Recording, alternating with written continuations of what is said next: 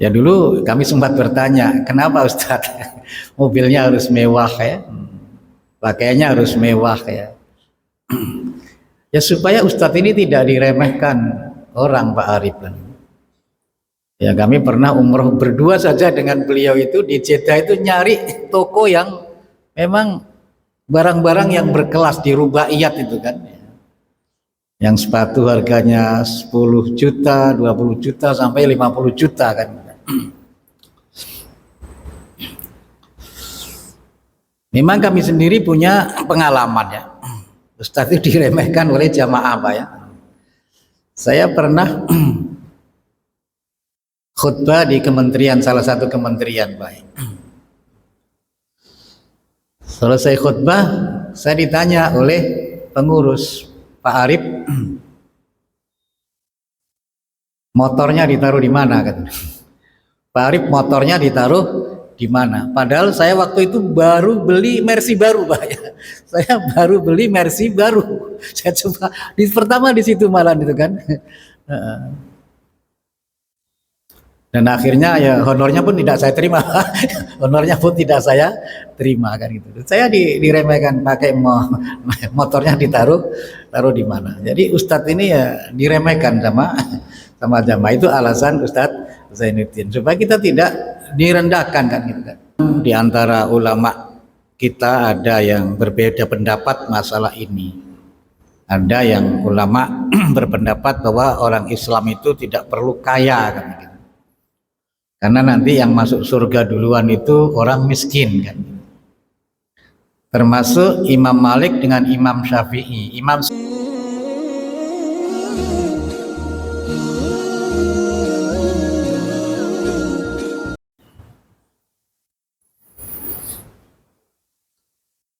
Assalamualaikum warahmatullahi wabarakatuh.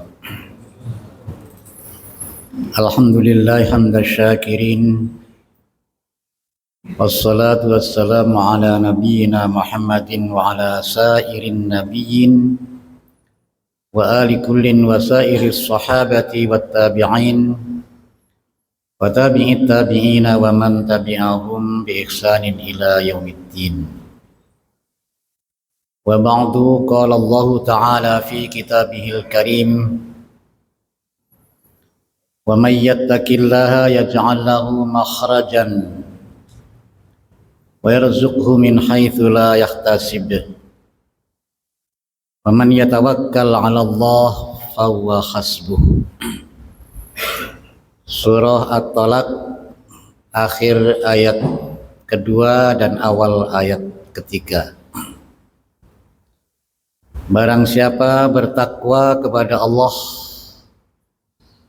maka Allah akan berikan jalan keluar dari problema yang dihadapinya dan akan memberikan rizki dari jalan yang tidak diperhitungkan sebelumnya. Barang siapa bertawakal kepada Allah, maka Allah akan mencukupi kebutuhannya, keperluannya. Bapak, Ibu, saudara-saudara,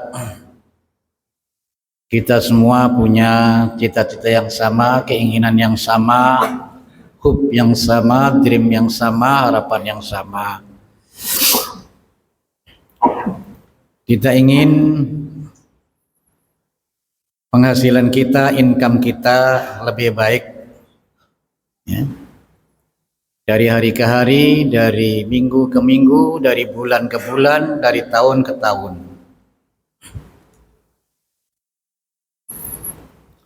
Islam tidak melarang kita menjadi orang yang mampu, menjadi orang yang kuat ekonominya ya. Bahkan Rasulullah Shallallahu Alaihi Wasallam bersabda, al-mu'minul qawiyyu khairun wa habbu ilallahi minal mu'minil dhaif. Orang mukmin yang kuat itu lebih baik dan lebih dicintai oleh Allah daripada orang mukmin yang lemah. Kuat di sini punya pengertian yang luas ya. Kuat imannya ya. kuat ilmunya, kuat akhlaknya atau baik akhlaknya, kuat ekonominya, kuat kedudukannya, kuat fisiknya dan seterusnya dan seterusnya. Dan kita tidak dilarang menjadi orang yang mampu, orang yang kaya. Wa aqimus shalah wa atuz zakah. Kerjakanlah salat, langsung perintahnya bayarlah zakat. Kita tidak bisa membayar zakat kalau kita tidak menjadi orang yang mampu. Islam memerintahkan kita pergi haji, memerintahkan kita agar menjadi orang yang mampu. Memerintahkan kita membangun masjid, memerintahkan kita agar menjadi orang yang mampu. Kita tidak dilarang punya rumah yang mewah, kendaraan yang mewah, pakaian yang mewah, tidak dilarang. Wa amma bi ni'mati rabbika fahaddits. Tampakkanlah, nyatakanlah nikmat yang telah Allah berikan kepadamu. Kul man harrama zinatallahi allati akhraja li'ibadihi wat thayyibati minar rizq. Kul hiya lil ladzina amanu fil hayatid dunya khalisatan yaumal qiyamah. Siapa yang berani mengharamkan perhiasan yang Allah sediakan buat hambanya, keluarkan buat hambanya, dan rizki yang baik-baik. Katakan Muhammad, semua itu untuk orang-orang yang beriman. Qul huwalil ladzina amanu fil hayatid dunya, dalam kehidupan di dunia. Khalisatan yaumal qiyamah, bahkan nanti di hari kiamat. Serba yang baik ini khusus untuk orang yang beriman, orang kafir tidak bisa menikmati. Kalau di dunia dua-duanya bisa. Orang kafir bisa menikmati, orang Islam juga boleh menikmati. Memang di antara ulama kita ada yang berbeda pendapat masalah ini. Ada yang ulama berpendapat bahwa orang Islam itu tidak perlu kaya, kan gitu. Karena nanti yang masuk surga duluan itu orang miskin, kan. Termasuk Imam Malik dengan Imam Syafi'i. Imam Syafi'i itu muridnya Imam Malik. Imam Syafi'i itu tidak suka melihat ustadz itu kaya, ya. Ulama itu kaya, tidak suka. Sementara gurunya Imam Malik itu kaya raya.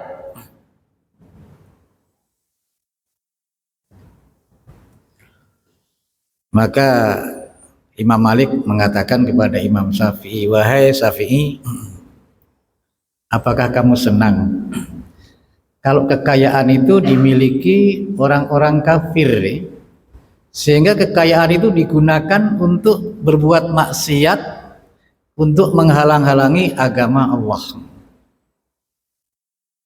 Baru Imam Syafi'i sadar, ya, bahwa orang Islam itu perlu kaya. Dan sekarang ini banyak ustadz-ustadz yang kaya, Pak, ya. Banyak ustadz-ustadz yang kaya, ya, yang asetnya sampai ya walaupun belum sampai triliun, ya, banyak yang miliaran, ya.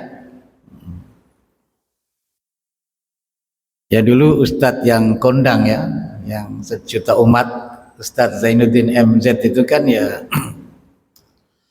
yang mobilnya juga mobil berkelas, pakaiannya berkelas, ya, rumahnya juga mewah, ya. Ya dulu kami sempat bertanya, kenapa Ustadz mobilnya harus mewah, ya, pakaiannya harus mewah, ya. Ya supaya Ustadz ini tidak diremehkan orang, Pak Arif. Ya kami pernah umroh berdua saja dengan beliau itu di Jeddah, itu nyari toko yang memang barang-barang yang berkelas di Rubaiyat itu, kan, yang sepatu harganya 10 juta, 20 juta sampai 50 juta, kan.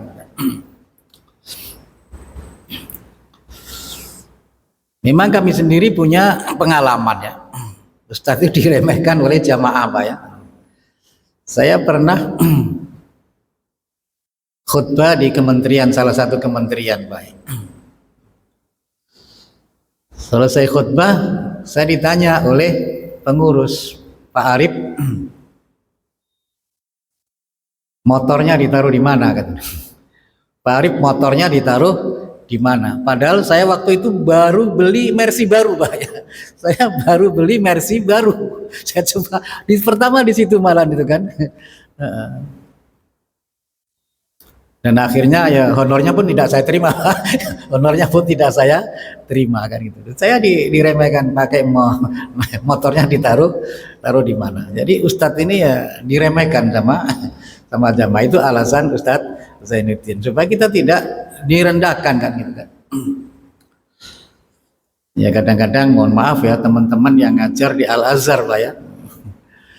Nah, muridnya naik mobil-mobil mewah Pak, sementara gurunya naik bus dulu itu, naik bus ya. Sekarang guru-guru sudah kaya juga ya, alhamdulillah ya. Sekarang guru-guru sudah kaya. Jadi Islam tidak melarang ya orang Islam itu jadi orang kaya, asal dengan niat lillah dan untuk ya hidup ini kan perlu apa?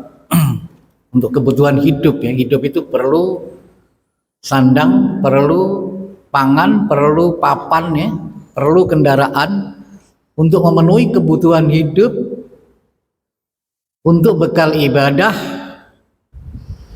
untuk membantu yang lemah, dan untuk memperjuangkan agama Allah. Kalau hanya untuk kebutuhan pribadi kita sedikit sekali sebenarnya Pak kan. Ya kebutuhan perut itu kan sedikit sekali. Maka kita harapkan ya harta itu akan menjadi kawan kita, pembela kita di alam kubur dan akan menjadi bekal kita di alam akhirat. Itulah harta yang akan menjadi pemilik kita.